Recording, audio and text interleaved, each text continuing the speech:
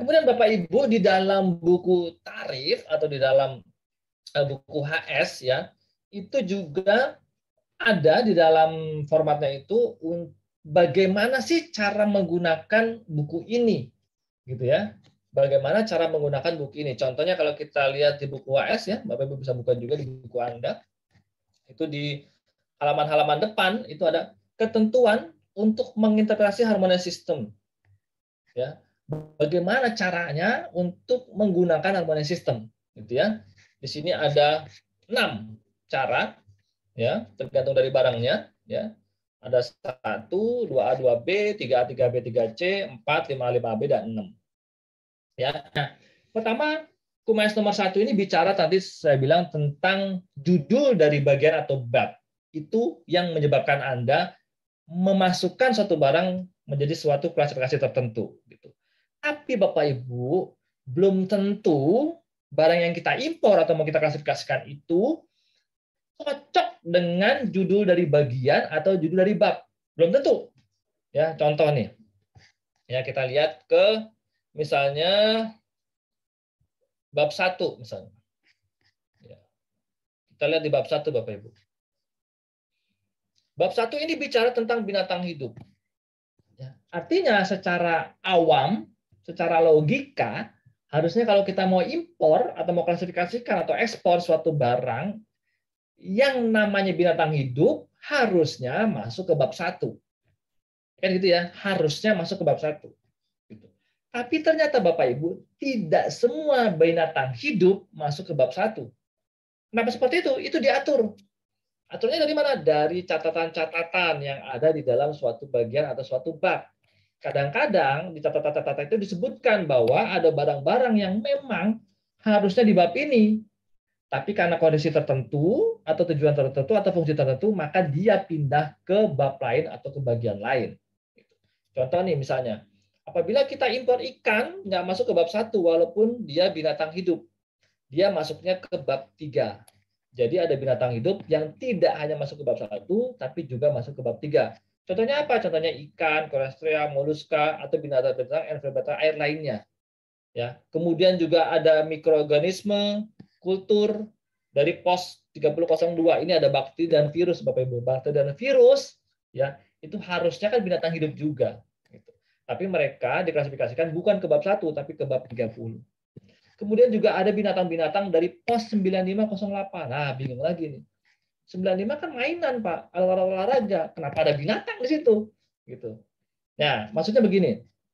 Apabila Bapak Ibu kita melakukan kegiatan importasi berupa kuda, ya, kudanya mau kita gunakan untuk bibit atau mau kita gunakan sebagai misalnya untuk indukan, atau kuda yang mau kita impor nanti kita potong, dagingnya mau kita nanti kita konsumsi, maka dia masuk ke 010121 atau masuk ke 010129.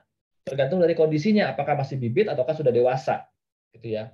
Nah, tapi apabila Bapak Ibu impor kudanya untuk keperluan sirkus, ya, pertunjukan, maka kuda tersebut klasifikasinya tidak lagi bisa masuk ke 010121 atau 010129. Catatan bilang apabila kuda digunakan untuk keperluan 9508, maka kudanya klasifikasinya ke 9508. Kalau kita lihat ke 9508 Bapak Ibu, ya. Ini ada di bagian 22, ya. Kemudian ke bab 95. Bab 95 ini bicara tentang mainan dan barang-barang untuk mainan dan keperluan olahraga. Kita masuk ke struktur aja ya langsung ya. 9508 itu apa? Nah, ini 9508 Bapak Ibu. Ya. Barang-barang untuk apa namanya? Komedi putar, ayunan, galeri tembak, permainan taman hiburan, sirkus keliling. Ya, itu masuknya ke 9508. Jadi apabila gini Bapak Ibu. Bapak Ibu nanti punya klien mau impor kuda. Bapak Ibu harus tanya fungsinya. Kudanya buat apa nih kondisinya? Apa kondisinya masih bibit? Apa kondisi berdewasa? Kemudian Bapak Ibu tanya lagi, harusnya ke importir atau ke eksportir. Kudanya ini diimpor untuk keperluan khusus nggak? Contohnya untuk pertandingan, untuk pertunjukan misalnya. Itu akan membedakan klasifikasinya. Jadi kalau misalnya kuda dalam keadaan hidup, dewasa, diimpor untuk sirkus, maka nggak bisa lagi masuk ke bab 1 tadi ya. ke pos 01, 01 tadi 29. Tapi dia harus masuk ke 95, 08, 90 kalau misalnya untuk keperluan lain-lain. Ya, tapi kalau untuk keperluan sirkus dia masuk 95, 08, 10. Jadi hati-hati sama fungsi dari barang Bapak Ibu. Barangnya sama, fungsinya beda, klasifikasinya bisa beda. Maka itu Bapak Ibu klasifikasi barang tidak hanya kontrol F, tidak hanya googling. Barangnya sama, namanya sama. Oh, ini namanya sama nih, berarti ini klasifikasinya nggak bisa. Belum tentu seperti itu. Karena namanya kuda, sama-sama kuda, di bab 1 ada, tapi klasifikasinya ternyata bukan di bab 1. Apabila Bapak Ibu impor kudanya untuk keperluan sirkus atau keperluan pertunjukan. Dia harus pindah ke bab 95. Posnya 9508. Walaupun dia kuda hidup. Itulah gunanya Bapak Ibu membaca explanatory notes dan membaca catatan-catatan yang ada dalam setiap bab atau bagian. Jadi saya ulangi lagi, komponen nomor 1 itu maksudnya begini Bapak Ibu. Barang yang mau kita klasifikasikan, apakah impor atau ekspor, walaupun judul bagian atau babnya secara analogi atau secara logika masuk ke dalam situ, belum tentu Bapak Ibu barang tersebut klasifikasinya sesuai sama judul bagian atau judul bab.